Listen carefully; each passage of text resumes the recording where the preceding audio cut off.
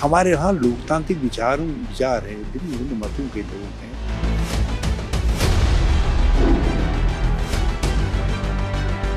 Unity in diversity.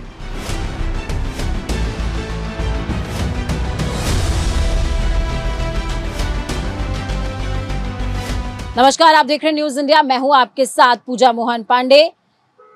Lok Sabha चुनाव की धुआंधार प्रचार प्रसार के बीच थोड़ा सा समय हमारे लिए खास व्यक्ति ने निकाला है। उत्तराखंड से ताल्लुक रखते हैं, लेकिन जब बोलते हैं तो सियासत हिलती है राष्ट्रीय स्तर पर। हमारे साथ पूर्व मुख्यमंत्री हरीश रावत जी मौजूद हैं। हरीश रावत जी, बहुत स्वागत न्यूज इंडिया पर आपका। बहुत धन्यवाद। स्वागत के साथ सवाल, प्रधानमंत्री जी ने अभी हाल ही में एक पोस्ट किया है एक्स पे। उस पोस्ट में उन्होंने लिखा कि कांग्रेस का घोषणा पत्र मुस्लिम लीग से इंस्पायर्ड है, उसकी छाप नजर आती है। आपको क्या लगता है? मुझे कोई आश्चर्य नहीं हुआ कि प्रधानमंत्री जी मुसलमानों का डर दिखा करके या मुसलमानों की से किसी चीज़ को जोड़ करके ही राजनीति कर रहे हैं। उनके 10 साल की एक ही उपलब्धि है कि उन्होंने हिंदुस्तान की मानसिकता को अपने ही भाइयों के खिलाफ खड़ा करने का काम किया है। एक 18-20% जो भी देश की माइनॉरिटी है, उसके खिलाफ जो है बहुमत के मन में कई तरीके के डर, आशंकाएं, भ्रम पैदा करके उसके आधार पर अपने कुशासन को वो ढकने का काम कर रहे हैं। जबकि बीजेपी कह रही है कि कांग्रेस तुष्टीकरण की राजनीति करती है। मैं भाजपा के लोगों से एक बात पूछना चाहता हूँ। जब शुरू में उन्होंने कहा सबका साथ, सबका विकास, और जब उनको लगा कि ये तो गलत कह दिया हमने, इसमें तो सब शामिल है ही नहीं, तो उसमें उन्होंने सबका विश्वास भी शब्द जोड़ा। उन्होंने कहा सबका साथ, सबका विश्वास, सबका विकास। तो क्या ये तुष्टीकरण के लिए किया उन्होंने?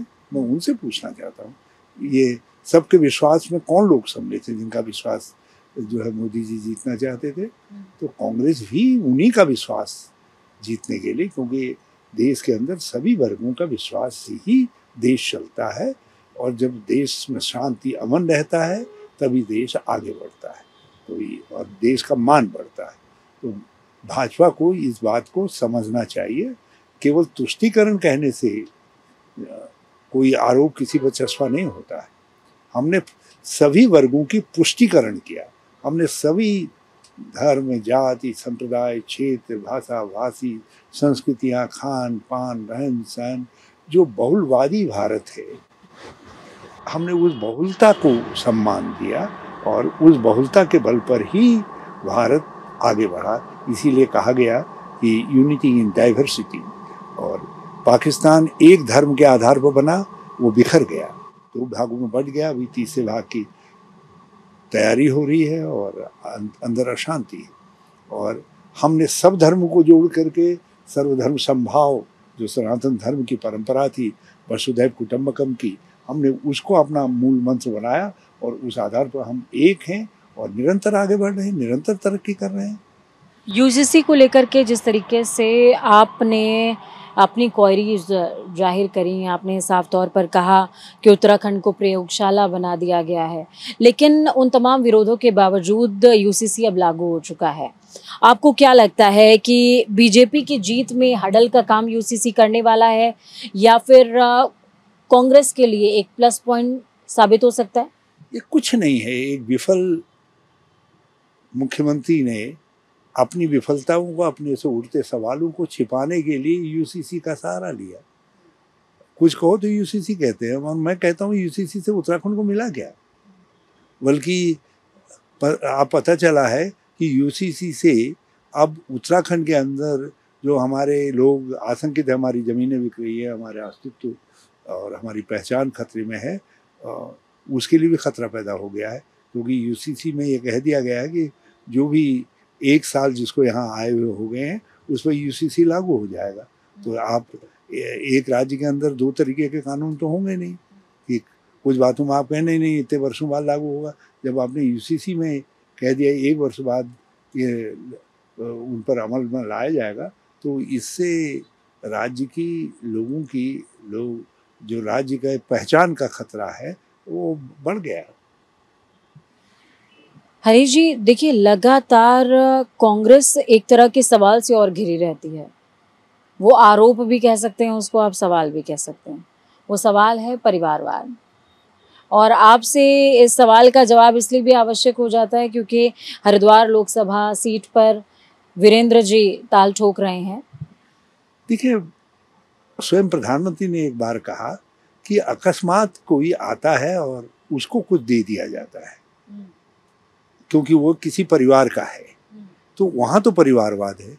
देखिए, भाजपा के अंदर अमित शाह जी बहुत बड़े पद पर थे, क्रिकेट में उनका कोई दखल नहीं था। उनके बेटे जो है क्रिकेट के सर्वेसर्वा बना दिए गए, ये परिवारवाद हो सकता है। राजनाथ सिंह जी गाजियाबाद के एमपी थे, पंकज सिंह को कोई जानता न पहचानता, न राजनीति में थे न वहाँ के सामाजिक जीवन में थे, लेकिन उनको विधानसभा का टिकट दे करके एमएलए बना दिया गया। अब ये परिवारवाद हो सकता है।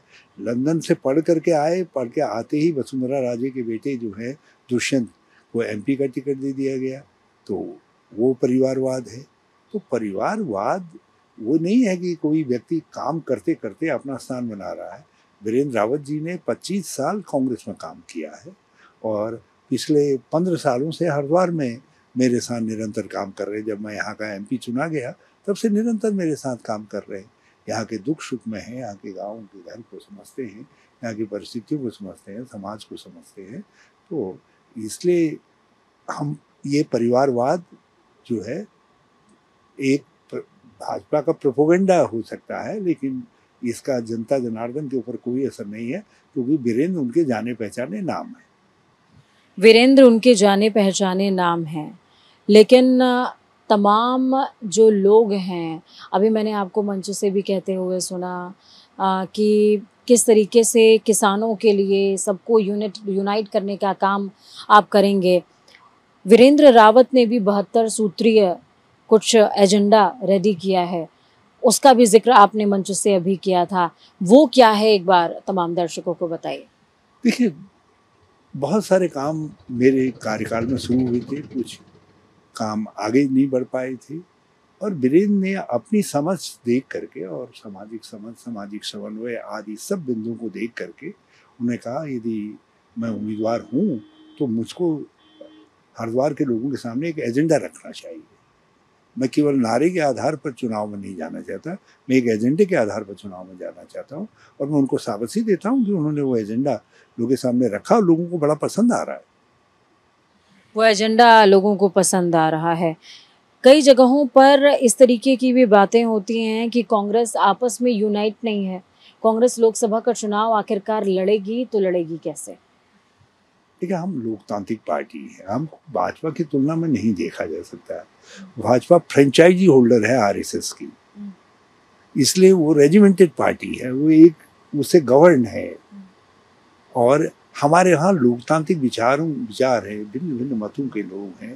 कांग्रेस एक प्रकार का बड़ा प्लेटफॉर्म है जिसमें नाना प्रकार के लोग आकर के मिलते हैं, एक कॉमन उद्देश्य के लिए खड़े होते हैं और उस कॉमन उद्देश्य की प्राप्ति में कुछ थोड़े बहुत उनके मतभेद भी होते हैं। तो हमारे मतभेद को आप लोकतांत्रिक प्रक्रिया का हिस्सा के रूप में देखें। हम नीचे डेमोक्रेटिक डिसेंट्रलिज्म है, विकेंद्रीकरण है डेमोक्रेटिक, नीचे बहस होती है, बातचीत होती है, मतभेद अलग, लेकिन जब केंद्र में वो तय हो जाता है, केंद्र एक बार तय कर देता है, पार्टी की मोहर लग जाती है, फिर सब उसका पालन करते हैं। तो हम डेमोक्रेटिक प्रोसेस के साथ सेंट्रल थॉट्स को इंट्रोड्यूस करते हैं। भाजपा के अंदर तो नीचे कोई थॉट्स बनता ही नहीं, सब ऊपर से आता है, वो भी नागपुर का लिफाफा आता है, वो खुलता है, वही घोषणा हो जाती है। तो क्या INDIA अलायंस में जिस तरीके से कांग्रेस सैक्रिफाइसिंग मोड में नजर आ रही है, वो भी एक प्रोसीजर है? हाँ, देश के लिए एक बड़ी पार्टी होने के नाते देश से हमारा प्यार है। हमारी स्थिति उस माँ के समान है जिस माँ को यदि कह दिया जाए कि ये तुम्हारा बेटा है और उसकी कोई दूसरी क्लेमेंट आ जाए और वो कहे नहीं मेरा बेटा है, जज ये कह दे कि इसके 2 टुकड़े कर दो, एक इनको दे दो एक उनको दे दो, माँ हमेशा कहेगी कि नहीं ये दूसरे को दे दो। तो हम कांग्रेस इस देश के अंदर लोकतंत्र की पहरुआ है, पहरेदार है, संविधान की पहरेदार है। तो आज जब संविधान और लोकतंत्र खतरे में है तो हमने राजनीति में उन दलों को भी अपने साथ लिया है जो दल हमारी प्रतिद्वंदिता करते हैं, जिन्होंने हमको कमज़ोर करने का काम किया, जिन्होंने हमारे वोट शेयर को घटाया है। लेकिन हमने देश हित में, संविधान के हित में, लोकतंत्र के हित में, आरक्षण के हित में उनके साथ मिल करके लड़ाई लड़ने का फैसला किया है। आप दूसरे दलों को साथ ला रहे हैं लेकिन कांग्रेस के लोग बीजेपी के साथ जा रहे हैं। ऐसा कुछ लोग हैं, कुछ कमज़ोर दिल के, कुछ कमज़ोर समझ के, कुछ प्रलोभन में आने वाले लोग जा रहे हैं। इसमें ईडी सीबीआई का डर आप देखिएगा ये 2024 में जो ही एनडीए की हार होगी, इंडिया गठबंधन जीतेगा, सब लोग जो है राहुल गांधी जी और खड़गे जी के दरवाजे पर खड़े दिखाई देंगे जो जा रहे हैं। ईडी और सीबीआई की भूमिका को आप कहां पर देखते हैं, क्योंकि लगातार कांग्रेस हो या आम आदमी पार्टी या आपके तमाम और भी अलायंस दल हो, वो लगातार ईडी सीबीआई को लेकर के आरोप लगाते रहे हैं।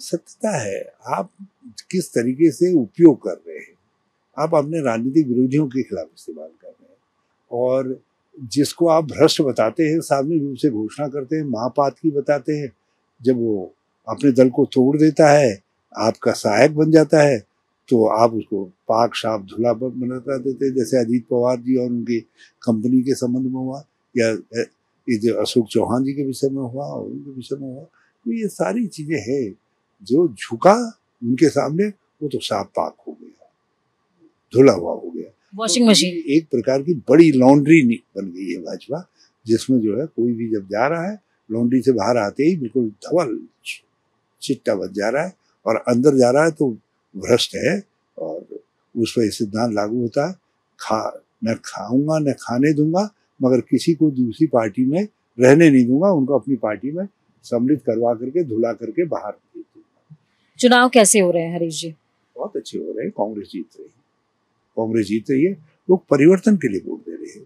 संसाधनों की कमी से इस समय कांग्रेस जूझ रही है, बहुत जूझ रही है, और हमारे कैंडिडेट भी बहुत जूझ रहे हैं सभी जगहों।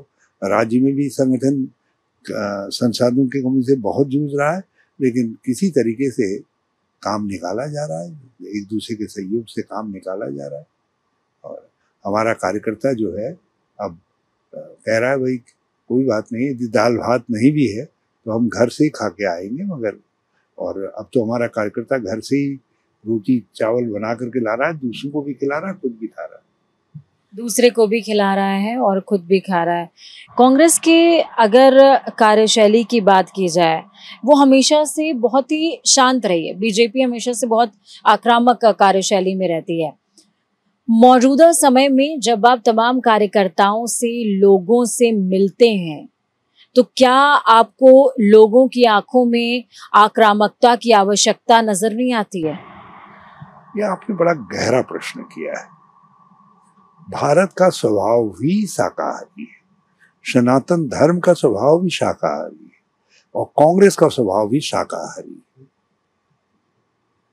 तो इन तीनों की इतनी लंबी जिंदगी का कारण भी शाकाहार है। वो कहते हैं शाकाहारी ज्यादा दिन चलते हैं, तो कांग्रेस शाकाहारी है। मगर आज की राजनीति को जिस तरीके से ये मांसाहारियों ने हड़प लिया है, तो इनसे लड़ने के लिए हमको भी आक्रामक होना पड़ेगा। जिस तरीके से युधिष्ठिर के विषय में कहा जाता था कि वो बहुत ही शांत स्वभाव के थे, और वही शांत स्वभाव उनके अस्त्र का ताकत बन जाती थी, तो कांग्रेस अपने स्वभाव को शांत रखते हुए अपने अस्त्र शस्त्रों का उपयोग कर रही है। हरीश जी, देखिए, शाकाहार का आपने जिक्र किया है, आजकल तो बहुत भाग दौड़ होती है, क्या खा रहे हैं आप?